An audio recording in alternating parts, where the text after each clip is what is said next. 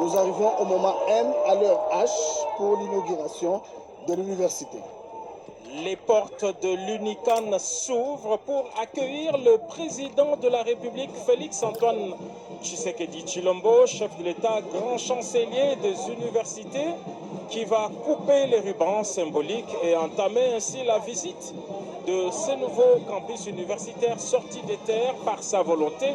En l'espace de 3 ans seulement, le président de la République qui coupe les rubans symboliques et va remettre les coupons à la ministre de l'enseignement. Non, c'est au recteur, je crois que c'est la ministre.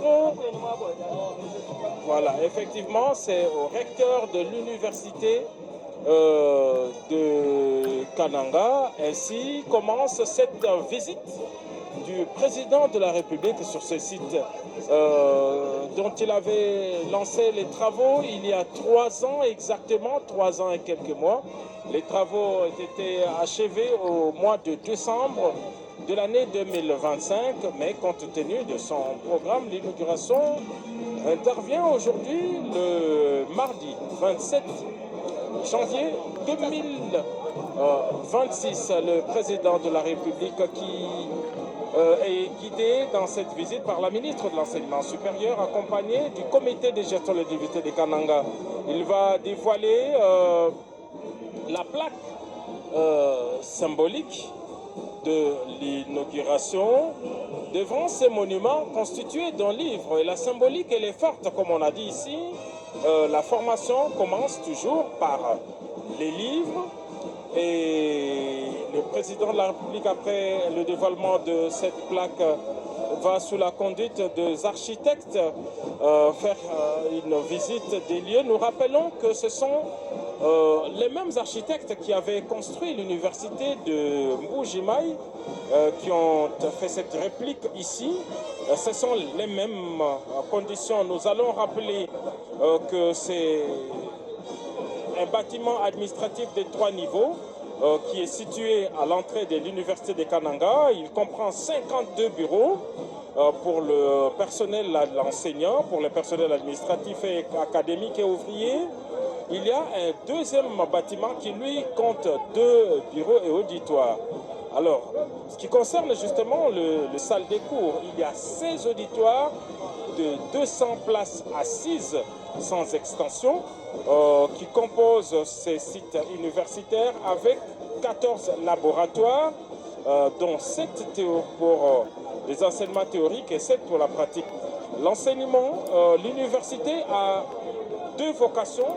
La première vocation, c'est la formation des cadres, mais la deuxième mission, c'est la recherche.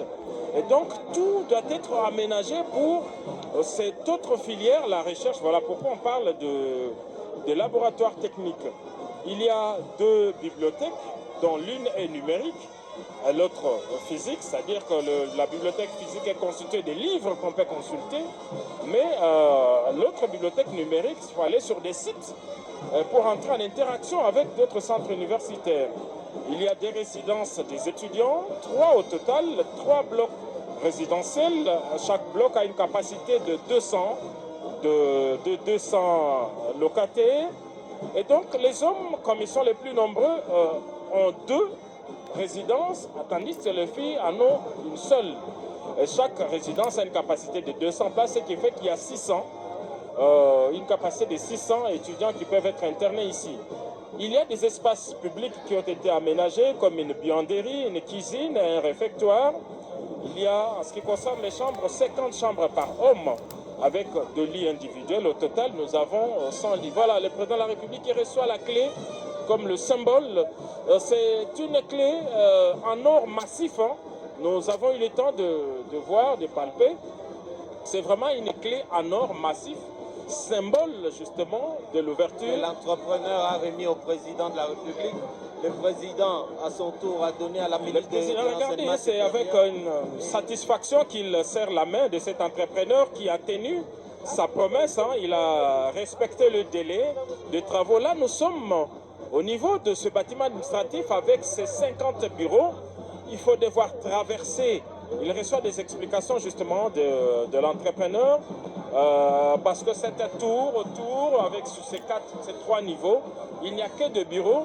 Il faut maintenant passer ces bureaux administratifs pour aller vers... non, il y a un grand restaurant universitaire ici dans ces campus, un espace lave-vaisselle et des sanitaires tout nouveau. Il y a un lieu de dispatch des repas, une grande cuisine, des dépôts et des cabines pour le personnel de gestion. Les champs photovoltaïques, vous l'aviez déjà vu, avec ces 400 panneaux, ces 488 panneaux exactement pour produire 300 kVA d'énergie. Il y a une station de pompage d'eau avec une capacité de 200 mètres cubes. Et si vous regardez bien, vous prenez la vue aérienne, vous allez voir des réservoirs d'eau. Il y a suffisamment d'eau pour les étudiants internés ici, pour les enseignants, pour tous les conforts et pour toute la commodité au niveau de ces campus universitaires. C'est l'ensemble des infrastructures construites sur un espace de 15 225 mètres carrés, donc 15 hectares, alors qu'il y a encore 10 hectares de réserve parce que tout l'espace est constitué de 25 hectares.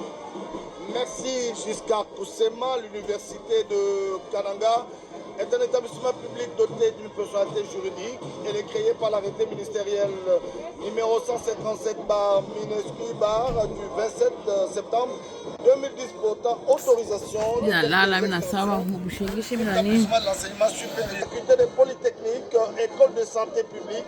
D'ailleurs, tout à l'heure, Giscard Koussema, la déléguée des étudiants a même demandé au président de la République pour la construction d'une clinique. Et j'ai suivi tout à l'heure Guillaume qui disait, oui, il y a la faculté de médecine, mais il faut de la pratique. Effectivement, l'université, comme je le disais, a deux vocations, la recherche, mais aussi la formation. Et dans le cadre de la recherche, il faut avoir tout ce qu'il faut, tout ce qui est exigé comme compartiment. Et pour ceux qui sont formés en médecine, ils ont besoin justement d'une clinique universitaire. Pour l'instant, ils ont des contrats qui les lient avec des centres hospitaliers publics et privés comme l'hôpital général de Kananga qui est en contrat avec l'université, mais l'université se voudrait d'avoir ses propres infrastructures. Et cela est prévu, nous nous sommes renseignés, il est prévu la construction de beaucoup d'infrastructures connexes à l'université, dont cette clinique universitaire. Le chef de l'État fait donc le tour des infrastructures d'un bloc à un autre. On a vu tout à l'heure dans une salle de classe, dans un auditoire de 200 places assises, offrant toutes les conditions de commodité. Et d'ailleurs, dans les réseaux sociaux, j'ai vu, il est prévu des ascenseurs. Et d'ailleurs, le président de la République est en train de les prendre pour franchir le 3 niveaux. Au niveau du bâtiment administratif, il y a des ascenseurs, il y a des marches, il y a suffisamment d'espace, des espaces d'échange entre étudiants. Je disais que j'ai intercepté une image dans les réseaux sociaux des étudiants d'ici qui se sont donné simplement les défis de commencer les cours en costume. Ils ont dit qu'ils viendraient en costume ici. C'est les codes vestimentaires, oui, pour respecter le standing de cette université. Ils ont promis de venir ici en costume cravate. Mais c'est bien, ça en arrive à cette initiative. C'est une initiative estudiantine louable. Ils veulent se donner ce plaisir-là. Je disais que la ville de Kananga est célèbrement connue dans la formation avec un grand séminaire qui a vu passer beaucoup de Alors, Giscard Koussema, le président est au 3e niveau.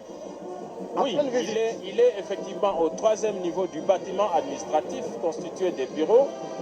Le président visiblement satisfait parce que l'entrepreneur a respecté le cahier des charges qu'il avait présenté et qui avait facilité son acceptation. Il a fait, il est sérieux dans le respect des temps et surtout dans le respect aussi de du standing de l'œuvre qu'il présente à la République démocratique du Congo. Et d'ailleurs, il avait dit à l'étape de Mbuji-Mayi qu'il voulait faire de répliques dans toutes les provinces. Il voudrait avoir de même type d'infrastructure pour toutes les provinces. Je crois que malgré cette guerre de prédation nous imposée par l'étranger, le pays reste debout et résolument engagé vers le développement de ces infrastructures. Alors Philippe, pour nos amis qui nous suivent en Chiluba, qu'est-ce que le chef de l'État est en train de faire maintenant?